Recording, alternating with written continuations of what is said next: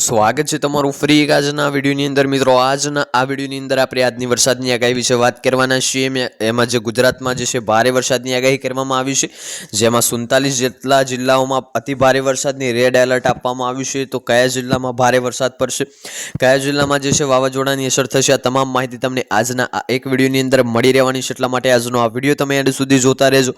Video તમને પસંદ આવે તો વિડીયોને એક લાઇક કરજો। તમે આપણી આ ચેનલ ઉપર નવા હોય તો ચેનલને પણ સબસ્ક્રાઇબ કરી દેજો અને કમેન્ટ કરીને ખાસ જણાવજો કે આપણો આજનો આ વિડીયો તમે કયા ગામમાંથી અને કયા જિલ્લામાંથી જોઈ રહ્યા છો। સાથે એ પણ કમેન્ટ કરજો કે તમારા તાલુકા, તમારા એરિયામાં કેવો વરસાદ પડી રહ્યો છે।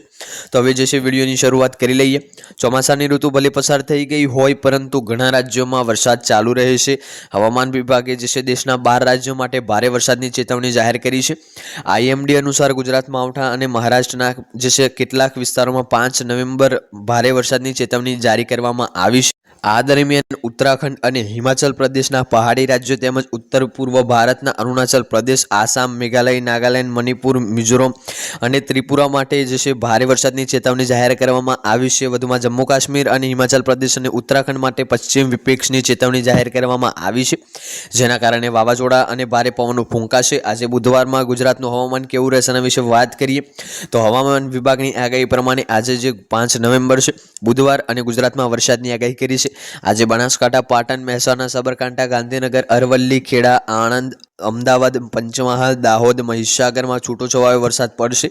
આ ઉપરાંત વડોદરા, છોટાઉદેપુર, સુરેન્દ્રનગર, રાજકોટ, જામનગર, પોરબંદર, જૂનાગઢ, અમરેલી, ભાવનગર, મોરબી, દ્વારકા, ગીર સોમનાથ, બોટાદ, કચ્છ અને દીવમાં હળવો વરસાદ પડી શકે છે।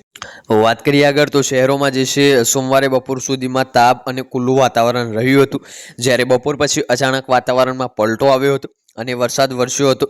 અચાનક પડેલા વરસાદને કારણે શહેરમાં ઠંડક પ્રસરી ગઈ હતી। ત્યારે હવે આગામી સમયમાં ગુજરાતમાં કેવું વાતાવરણ રહેશે અને વરસાદનું જોર કેવું રહેશે તે અંગેની હવામાન વિભાગે અને હવામાન નિષ્ણાત અંબાલાલ પટેલની આગાહી જોઈએ તો મિત્રો વાત કરીએ તો હવામાન વિભાગના 3 ઓક્ટોબરના સાંજે 6 વાગ્યાના જે છે વેધર બુલેટિન અને પ્રમાણે ઉત્તર પૂર્વીય અરબી સમુદ્રમાં અને સૌરાષ્ટ્ર નજીક સાયક્લોન સર્ક્યુલેશન ફેરવાયેલું છે। આ સાથે તેમણે જણાવ્યું છે કે આગામી 48 કલાક દરમિયાન લઘુત્તમ તાપમાનમાં કોઈ મોટો ફેરફાર નહીં થાય, તે પછીના 24 કલાકમાં 2 થી 3 ડિગ્રી સેલ્સિયસ ઘટાડો થવાની સંભાવના છે। વાત કરીએ આગળ તો હવામાન વિભાગના જે છે વેધર મેપ પર આજથી 4 નવેમ્બરના રોજ ગીર સોમનાથ, અમરેલી, ભાવનગર, આણંદ, દાહોદ, પંચમહાલ, વડોદરા, ભરૂચ, નર્મદા, સુરત, તાપી, ડાંગ, નવસારી, વલસાડમાં છૂટાછવાયા સ્થળોએ ગાજવીજ સાથે હળવા મધ્યમની જે છે વરસાદની આગાહી કરવામાં આવી હતી। વાત કરીએ તો જે હવામાન નિષ્ણાત અંબાલાલ પટેલ છે, આપેલી આગાહી પ્રમાણે હવે અરબી સમુદ્રમાં સક્રિય ડિપ્રેશન નબળું પડી રહ્યું છે।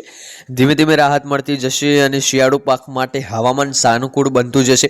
5 થી 8 નવેમ્બરમાં દેશના ઉત્તર પૂર્વીય જે છે ભાગોમાં એક વેસ્ટર્ન ડિસ્ટન્ટ અથવા શક્યતાઓ રહેશે। 9 થી 10 નવેમ્બર હળવું વેસ્ટર્ન ડિસ્ટર્બન્સ આવવાની શક્યતા છે, જેના કારણે વાદળછાયું વાતાવરણ રહેવાની શક્યતાઓ રહેશે।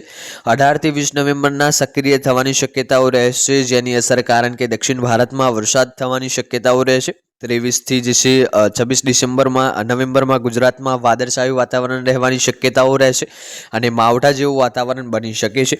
વાત કરીએ તો અંબાલાલ પટેલે વધુમાં જણાવ્યું છે કે વેસ્ટર્ન ડિસ્ટર્બન્સ 30 નવેમ્બર પહેલા જે છે 1 ડિસેમ્બરમાં આવવાની શક્યતાઓ રહેશે અને 6 ડિસેમ્બરથી 10 ડિસેમ્બર સુધીમાં વાદળો અને જે છે વેસ્ટર્ન ડિસ્ટર્બન્સ ખસ કરીને જતા ઠંડા પવન ફૂંકાશે। 16 ડિસેમ્બર સુધીમાં માવઠું થવાની શક્યતા રહેશે। 20 ડિસેમ્બરથી ઉત્તર પૂર્વીય પ્રદેશોમાં જાણે કે હિમાચલ થઈ જોવા મળી શકે છે। 22 ડિસેમ્બરથી કાતિલ ઠંડીનો વેગ મળશે, હાડ કંપાવી દે ઠંડી પડશે। 11 જાન્યુઆરીથી ઠંડા પવનો ફૂંકાશે, તેમને ઉત્તરાયણ બાદ પણ ઠંડા પવનો ફૂંકાશે એવી આગાહી કરી છે। તો આજનો આ વિડીયો આપણે અહીંયા પૂર્ણ કરીશું। આજનો આ વિડીયો તમને પસંદ આવ્યો હોય તો વિડીયોને એક લાઇક કરી દેજો। ચેનલ ઉપર નવા હોય તો ચેનલને પણ સબસ્ક્રાઇબ કરી દેજો અને કમેન્ટ કરીને ખાસ જણાવજો આજનો આ વિડીયો તમને કેવો લાગ્યો। મળીશું આગળના વિડીયોમાં, ત્યાં સુધી જય ભારત, જય હિન્દ।